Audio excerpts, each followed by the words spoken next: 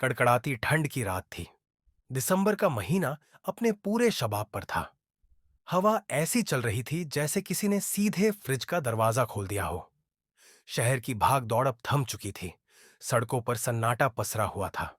बस दूर कहीं से कुत्तों के भौंकने की आवाज आ रही थी। इस सन्नाटे और ठंड के बीच एक छोटी सी गली के नुक्कड़ पर माधव अपनी समोसे की दुकान लगाए बैठा था। दुकान क्या थी? बस एक पुरानी जंग लगी ठेली थी जिस पर एक बड़ा कड़ाहा रखा था।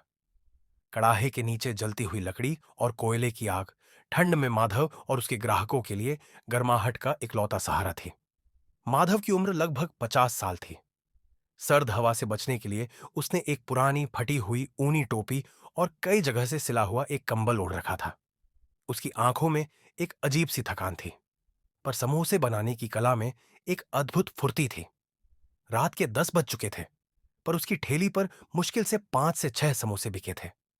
आलू मटर की खुशबू हवा में तैर रही थी, पर खरीदार नदारद थे। माधव ने आखिरी समोसे को तेल में डाला, जो धीमी आंच पर धीरे धीरे सुनहरा हो रहा था। उसने अपने ठंडे हाथों को आग के पास सेंका और आसमान की ओर देखा। तारे घने बादलों के पीछे छिपे थे, मानो प्रकृति ने भी इस रात को उदास बना दिया हो। लगता है आज खाली हाथ ही घर जाना पड़ेगा, उसने मन ही मन सोचा। उसकी पत्नी राधा और दो छोटे बच्चे घर पर उसका इंतजार कर रहे थे। बच्चों के लिए उसे कल सुबह की रोटी का इंतजाम करना था। समोसे बेचकर जो थोड़ा सा मुनाफा होता था, उसी से उनका घर चलता था। इस साल ठंड कुछ ज्यादा ही पड़ रही थी, और ठंड में लोग घरों से कम निकलते थे, जिसका सीधा असर उसकी बिक्री पर पड़ रहा था। तभी गली के मोड़ से एक तेज हेडलाइट वाली गाड़ी आती दिखी। एक महंगी कार जो माधव की ठेली के सामने आकर रुकी। कार से एक नौजवान अच्छे कपड़े पहने हुए आदमी उतरा। वह देखने में किसी बड़ी कंपनी का कर्मचारी या कोई अमीर व्यापारी लग रहा था। माधव जी, क्या समोसे हैं?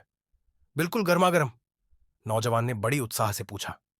हाँ बाबूजी, अभी अभी निकाला है, गर्मा गर्म है। माधव की आंखों में एक उम्मीद की चमक आई। वाह, मुझे 10 समोसे पैक कर दो। और हाँ, हरी चटनी थोड़ी ज्यादा डालना, नौजवान ने कहा। माधव तेजी से समोसे पैक करने लगा। 10 समोसे, आज के दिन की सबसे बड़ी बिक्री। उसके चेहरे पर एक हल्की सी मुस्कान आ गई। जब वह समोसे पैक कर रहा था, तो नौजवान ने आसपास देखा और पूछा, माधव जी, इतनी ठंड में आप कैसे गुजारा करते हैं? और इतना काम, क्या सुबह भी यहीं आते हैं? माधव ने एक लंबी सांस ली और जवाब दिया, बाबूजी, पेट की आग इस ठंड से भी ज्यादा तेज है। सुबह 6 बजे आता हूं, रात के 11 से 12 बजे तक लगा रहता हूं। अब यही काम है, इसी से बच्चों का पेट भरता है। नौजवान ने समोसे का पैकेट लिया और पैसे निकालने लगा। उसने माधव को 500 रुपए का नोट दिया। माधव जी, बचे हुए पैसे आप रख लीजिए। ये मेरी तरफ से आपके और आपके परिवार के लिए छोटी सी मदद। ये ठंड बहुत जालिम है। माधव अवाक रह गया। उसने 500 रुपए का नोट अपने कांपते हाथों में लिया। इतनी बड़ी रकम उसके लिए बहुत मायने रखती थी। नहीं बाबूजी, मैं इतने पैसे नहीं ले सकता। आप बाकी के पैसे ले लीजिए, माधव ने नोट वापस करते हुए कहा। माधव जी, ये कोई दान नहीं है। इसे आप मेरे समोसे का ज्यादा दाम समझिए, क्योंकि आपके समोसों में जो स्वाद है, वह किसी बड़े होटल में नहीं मिलेगा। आपकी मेहनत का दाम है यह। आप अपनी मेहनत और ईमानदारी मत छोड़ना, नौजवान ने स्नेह से कहा और कार में बैठकर चला गया। माधव कुछ देर तक उस जाते हुए नौजवान की कार की हेडलाइट को देखता रहा। उसकी आंखों में खुशी के आंसू थे। उसने नोट को अपनी फटी जेब में संभाल कर रखा। उसके दिल को छू गई थी उस नौजवान की बात, आप अपनी मेहनत और ईमानदारी मत छोड़ना। उस रात माधव को ठंड कम महसूस हुई। उसने अपनी बची हुई ठेली और कड़ाहे को समेटा। उसने अपने हाथों से आग की राख को सड़क पर से हटाया, पर उस राख में उसे उस नौजवान की बातों की गर्माहट महसूस हो रही थी। घर जाकर जब उसने राधा को 500 रुपये का नोट दिखाया, तो उसकी आंखों में भी नमी आ गई। बच्चों को भी जब पता चला, तो वे खुशी से झूम उठे।